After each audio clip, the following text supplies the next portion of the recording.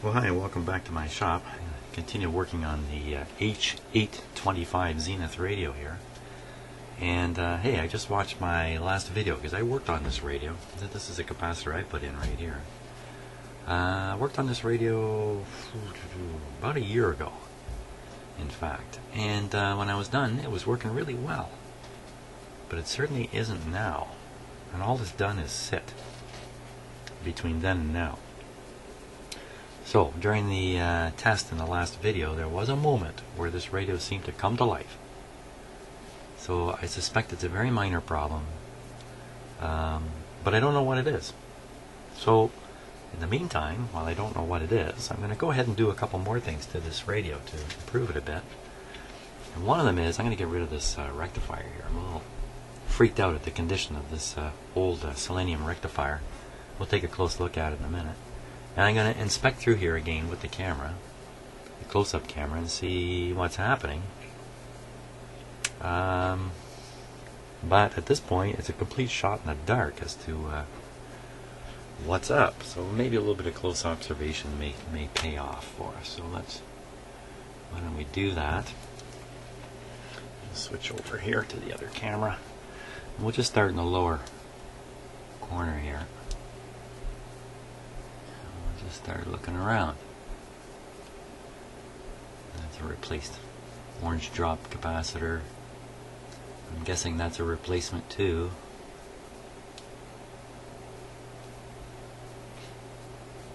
And you gotta kind of wonder, aside from the vacuum tubes and volume control, oh, that switch on the back.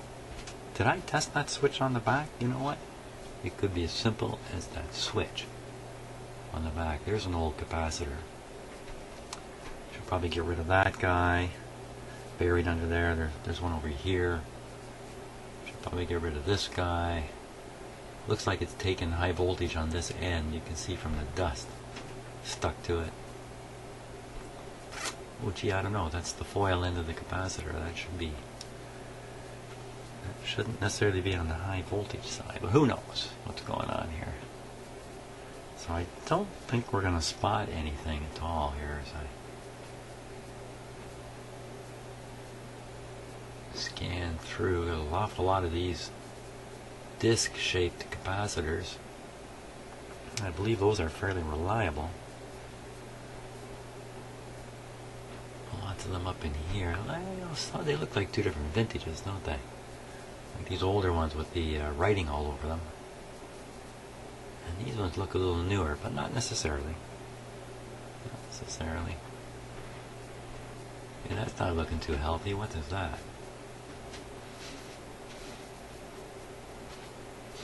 Oh, that's interesting. What is that?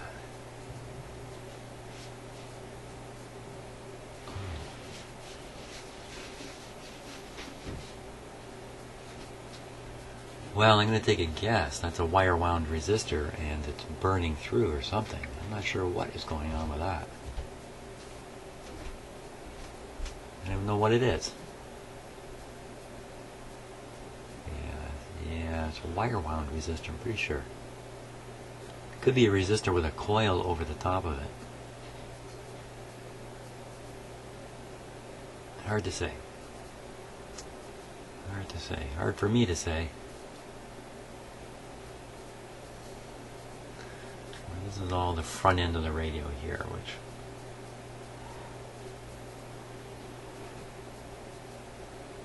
yeah, I'm not going to see anything here. Well, you should go ahead, change out those two old wax capacitors and get rid of this. Oh, let's take a look at this guy. Sometimes these selenium rectifiers are in really good shape when you find them. They look just brand new. Not sure you need to worry too much about those. When they start looking like this, how far is this one from overheating? And look at it. Yeah, this is going to have a little extra voltage drop on it, and it could even be causing that hum that we were hearing. Now, for sure, is it still in the circuit? There's the resistor with it.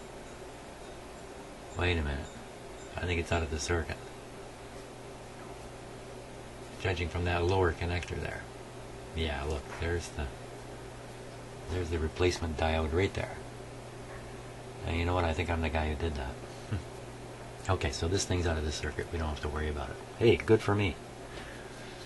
Good for me last time around. Well, other than that strange part, let's take another look at this thing here.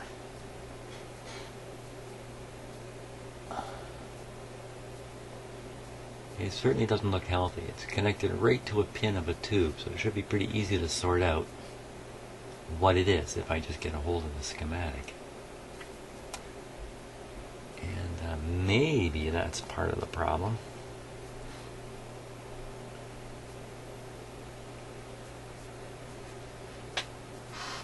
Yeah. Okay. That's about all we can figure out. So, what are we left with? A couple capacitors to get out. Figure out what that part is. Make those changes, and then we'll play the radio again. I doubt very much that these capacitors are causing the problem that we're having. This thing looks pretty suspicious. It is in the front end. I'll have to figure out what it is from the schematic, though, to be sure about it. And the switch on the back, man alive, the easiest thing of all to try out. I'll bet you it's the switch on the back.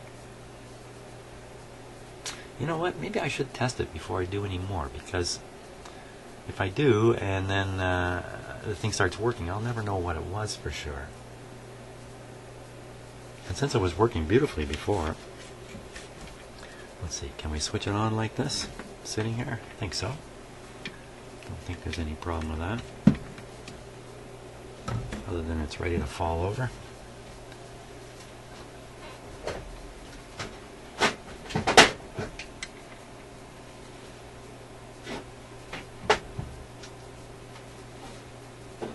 Now, where'd my little piece of wood go? There it is. This might be a little big. It's actually a little steadier that way. Okay. Volume is down. Switch is off. Power is switched on to it. Switch on. Now we're on restricted power here. Let's watch this meter. This shows the voltage fed to the radio. Watch it drop. Well, it's not dropping much at all. You know what? It's dropping a little wee bit. That's because I've got two light bulbs in parallel to control the supply here. It's not much of a limiter. So it's getting pretty much full line voltage. Now, what do we hear? Okay, I'll play with the switch here.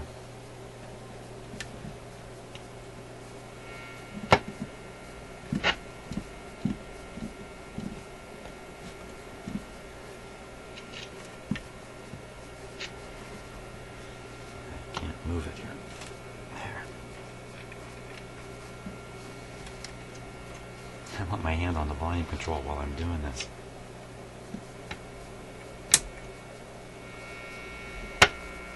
No, that's not going to be the problem.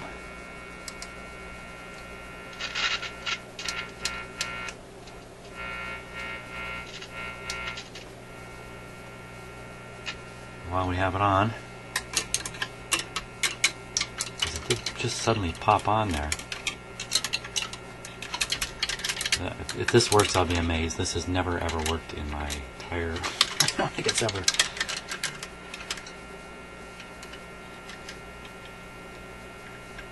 I want to... Hey, what about that part?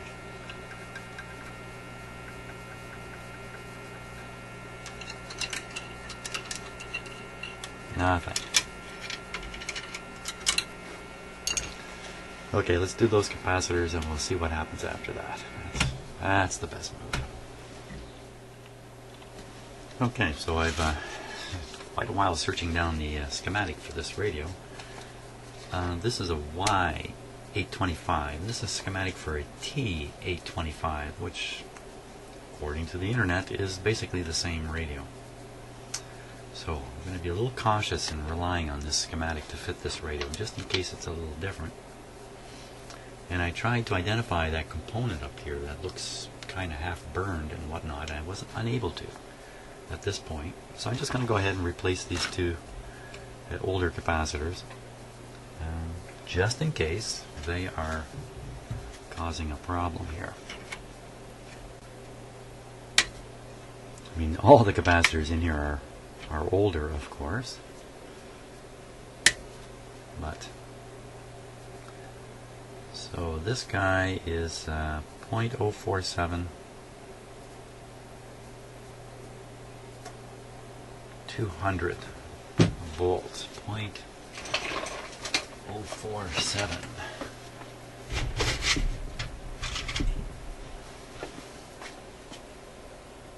This is a 0.047 right here.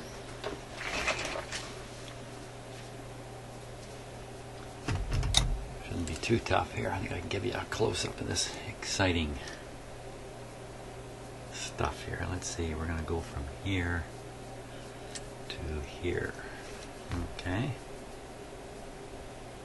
Just getting my camera angle right. And of course we need a little bit of focus here.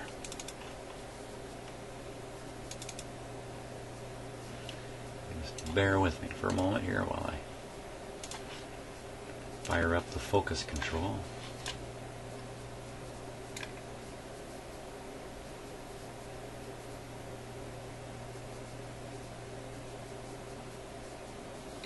Okay.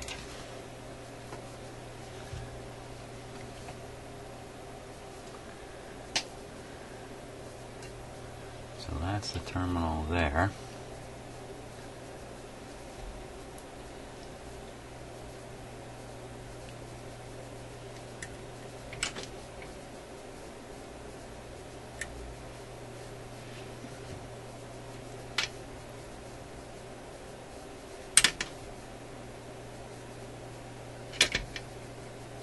Good.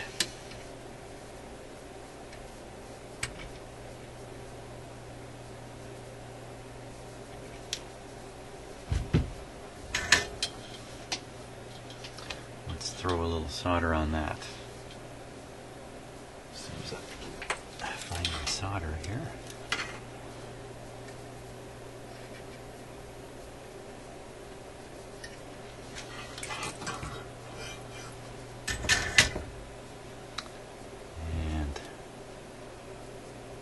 This is just a ground connection here to chassis. I should never say the word ground. It's just such a misleading term. Here in North America, very, very misleading term.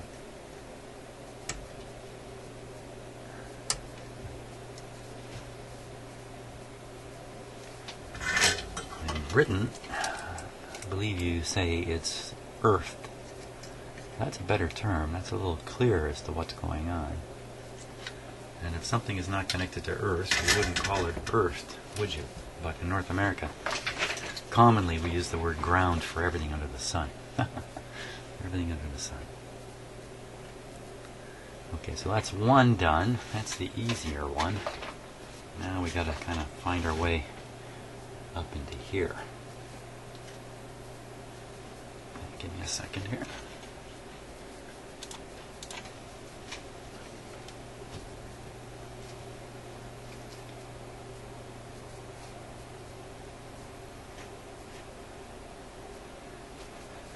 Things you never see on regular TV. Somebody's setting up their camera. You know, they do everything they can on regular TV to hide the fact that it's TV. You get to watch this exciting process.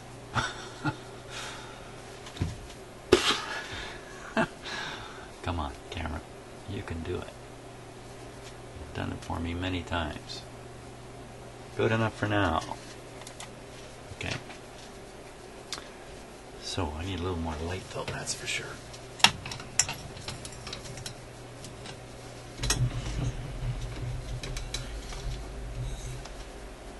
Now, let's tug on that and see where the wires are.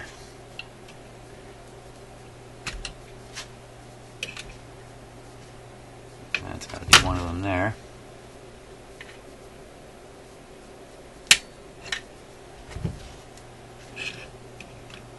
Yep, and the other one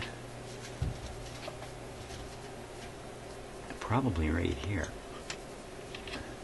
Can't quite see it there. Oh yeah, there it is. It's going to this terminal.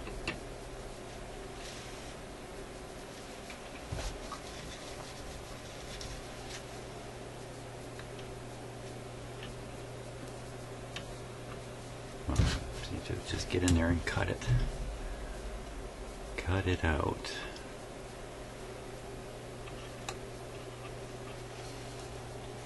Hey, how about that camera angle? I guess you didn't see which terminal I pointed at. It's this terminal here.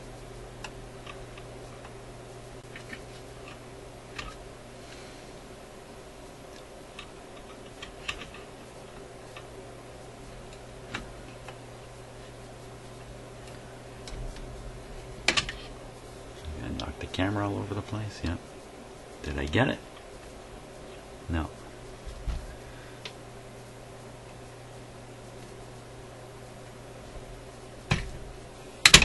There it goes. 0.1.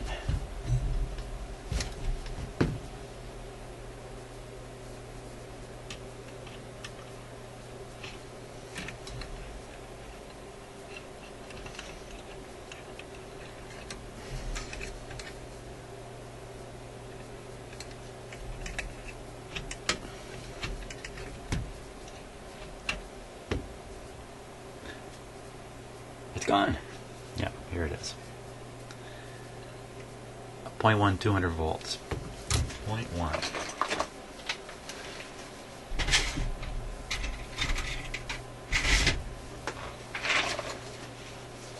Okay, oh, 0.1.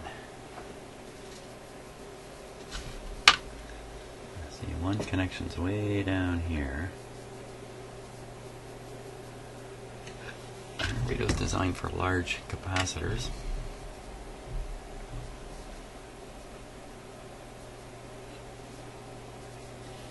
I guess when the engineers are working away on a new radio design, they're not thinking much about the physical size of the components, and they're, you go to build the actual radio. What's required to install and position all these components? In today's world, there might be computer programs that do that kind of stuff, but it must have been quite a process to go from concept to working circuit to practical radio that can be built in a factory.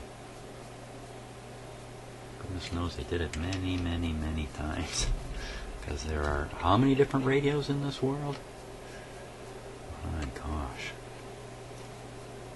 Hundreds of thousands, I would think.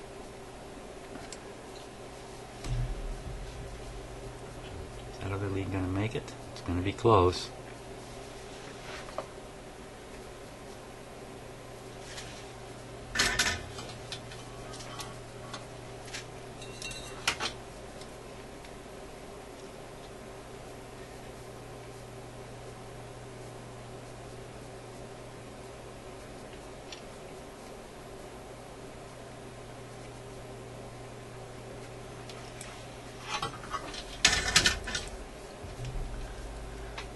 Put a little cover on that wire.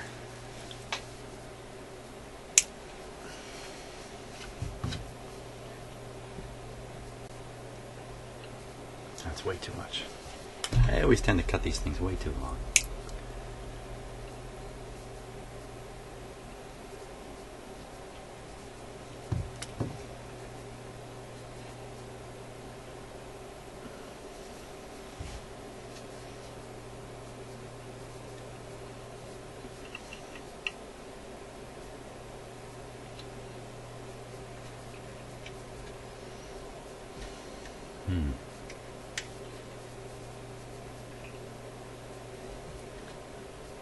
I don't think I'm going to get this wrapped around that terminal at all.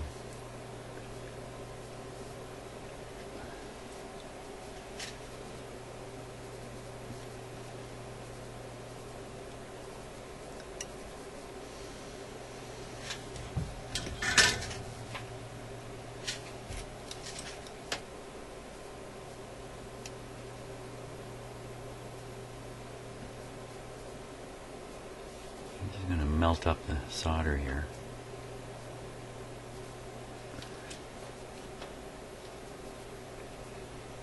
Okay, now I'm going to try to sink the wire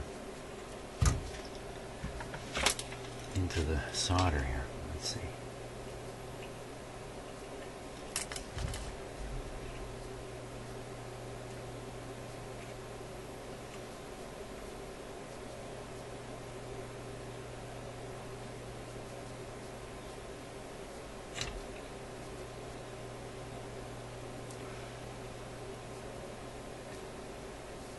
Good.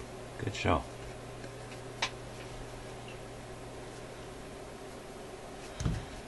That's the two troublesome, well, I don't know that they're troublesome at all. That's the two shot-in-the-dark capacitors that I changed. Wow. Look at that.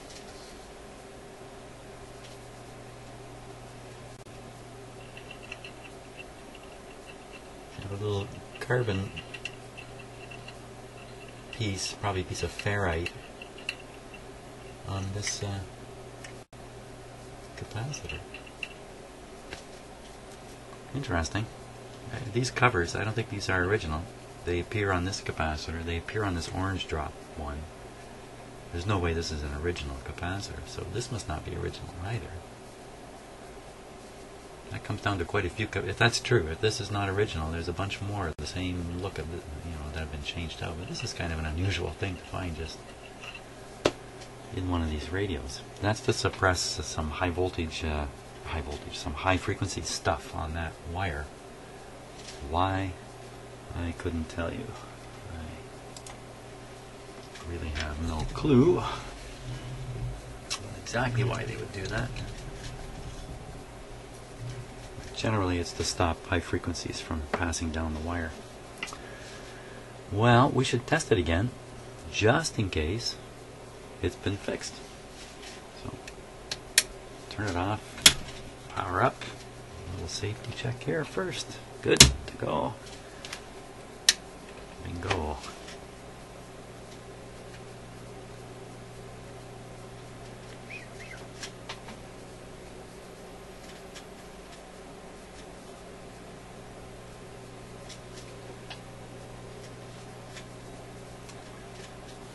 Ah, the anticipation.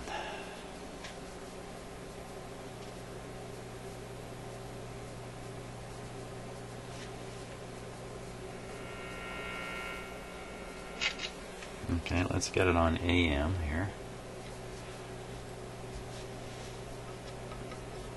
And this is a hot chassis radio. I have the schematic and I looked at it. Now, there is no power transformer in here. There's a whole whack of tubes in series. And so this is a hot chassis radio, but not hot in my case. I have it plugged into a isolation transformer, so shouldn't worry too much about it. Now,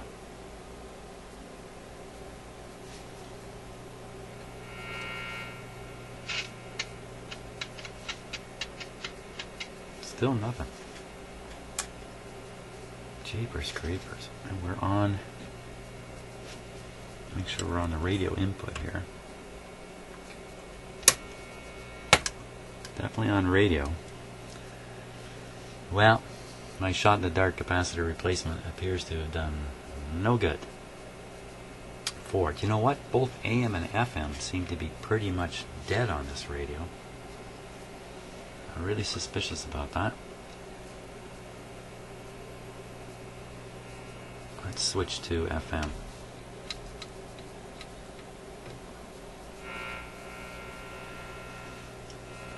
Whoops, wrong control. Yeah. Wow.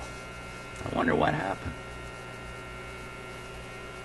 I looked at the last video that I shot of this radio and it's working beautifully. Some minor thing here has happened.